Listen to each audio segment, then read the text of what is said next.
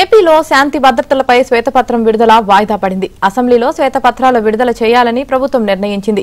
ఈ నెల 22 నుంచి ఏపీ అసెంబ్లీ సమావేశాలు జరగబోతున్నాయి. ఇప్పటికే పలు అంశాలపై విడుదల చేసిన చంద్రబాబు సర్కార్ శాంతి భద్రతలు, ఆర్థిక, ఎక్సైజ్ శాఖల శ్వేతపత్రాలని అసెంబ్లీలో విడుదల చేయాలని నిర్ణయం తీసుకుంది.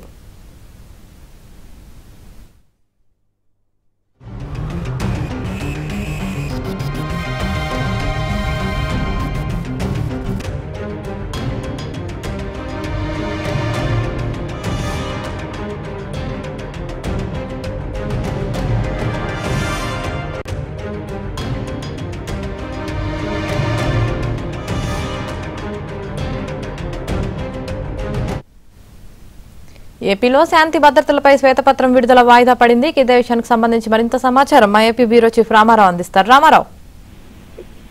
యామిని, ఆంధ్రప్రదేశ్ లో కూటమి ప్రభుత్వం వరుసగా శ్వేతపత్రాలు విడుదల చేయడం ప్రారంభించింది. ఇప్పటికే 4 శ్వేతపత్రాలు విడుదల చేయగా ఈ రోజు 5వ శ్వేతపత్రాన్ని శాంతి భద్రతలపై విడుదల చేయాలని తొలుత నిర్ణయించింది.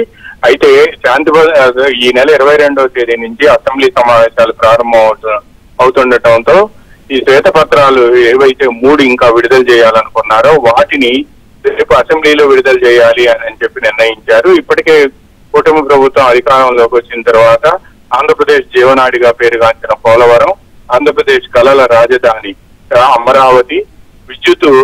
అమరావతిలో జరిగిన విధ్వంసంపై ఇప్పటికే శ్వేతపత్రాలు విడుదల చేశారు. 3వ శ్వేతపత్రంగా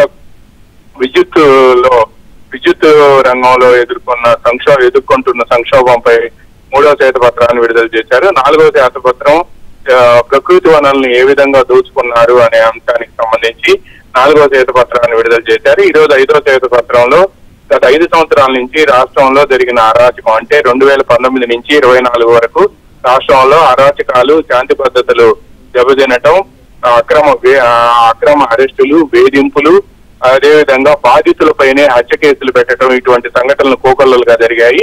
పైగా సోషల్ మీడియాలో పోస్ట్ పెడితే అర్ధరాత్రి గోడలు దూకి అరెస్ట్ చేసి వాళ్ళపై 3rd డిగ్రీ ప్రయోగించిన సంఘటనలు కూడా కోకొల్లలుగా జరిగాయి. వీటన్నిటిపై కూడా ఈ రోజు శ్వేతపత్రం విడుదల చేసి ఈ కొన్ని కేసులను రీఓపెన్ చేయబోతున్నాము అని కూడా రాష్ట్ర ప్రభుత్వం అధికారికంగా చెప్పాలి అని నిర్ణయించింది. అయితే రాష్ట్ర ప్రభుత్వం ఈ నెల 22వ తేదీ నుంచి అసెంబ్లీ సమావేశాలు జరుగుతుండటంతో నేరుగా అసెంబ్లీ సమావేశాల్లోనే మిగతా 3 శ్వేతపత్రాలు, అంటే ఆర్థిక పరిస్థితిపై, లా అండ్ ఆర్డర్ పై, వీటిపై కూడా శ్వేతపత్రాలను అసెంబ్లీలోనే ప్రవేశపెట్టాలి అని చెప్పి ప్రభుత్వం నిర్ణయించింది. అందువల్ల ఈ రోజు 3 గంటలకు జరగాల్సిన లా అండ్ ఆర్డర్ పై శ్వేతపత్రం విడుదలను ముఖ్యమంత్రి చంద్రబాబు నాయుడు విడుదల చేస్తారు అని చెప్పి కూడా అందరూ భావించారు.